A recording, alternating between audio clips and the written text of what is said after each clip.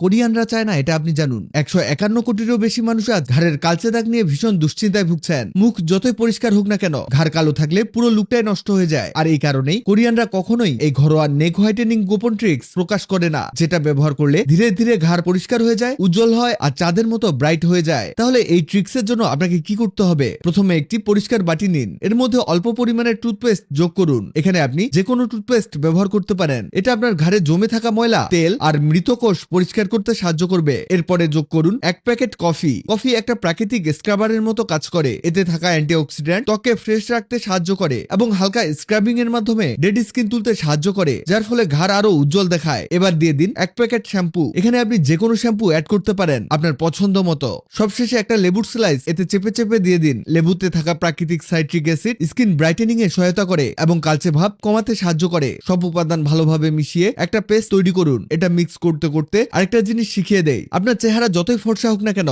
হাত পায়ের মধ্যে কালো আবরণ পড়ে যায়। এই কারণেই অনেকে দামি দামি ক্রিম ব্যবহার করেও কোনো ফল পান না। এটাও ঠিক করতে পারবেন সহজেই। একটা বাটিতে সামান্য পরিমাণ টুথপেস্ট নিন। টুথপেস্টে থাকা ক্লিনজিং উপাদান ত্বকের উপরে জমে থাকা ময়লা, ঘাম, ডেড স্কিন পরিষ্কার করতে সাহায্য করে, যার ফলে ত্বক আরো পরিষ্কার ও ফ্রেশ দেখায়। এরপর এতে দিয়ে দিন ইনোর মিনি প্যাক। ইনো ত্বকের উপরে জমে থাকা অতিরিক্ত ময়লা ও কালচে স্তর আলাদা করতে সাহায্য করে এবং স্কিনকে হালকা ও পরিষ্কার অনুভূতি দেয়। এবার একটি লেবু স্লাইস করে চেপে চেপে এর রসটাকে দিয়ে দিন। আগেই বলেছি, লেবুতে থাকা প্রাকৃতিক সাইট্রিক অ্যাসিড ত্বকের কালচে ভাব কমাতে সাহায্য করে এবং ত্বককে উজ্জ্বল দেখাতে সহায়তা করে। এরপর একটি শ্যাম্পুর মিনি প্যাক যোগ করুন। শ্যাম্পু এখানে সফট ক্লিনজার হিসেবে কাজ করে, যা সব উপাদানকে ভালোভাবে মিশাতে সাহায্য করে এবং হাতে পায়ের ত্বক গভীরভাবে পরিষ্কার করে। সব উপাদান ভালোভাবে মিশিয়ে নিয়ে একটা মসৃণ পেস্ট তৈরি করতে হবে।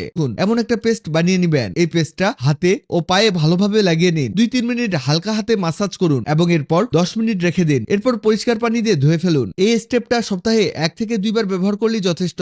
আপনার ত্বক ধীরে ধীরে পরিষ্কার হবে, স্মুথ এবং উজ্জ্বল দেখতে শুরু করবে। ব্যবহারের পর অবশ্যই একটা ভালো ময়শ্চারাইজার লাগাবেন, এতে ত্বক নরম ও স্বাস্থ্যকর থাকবে।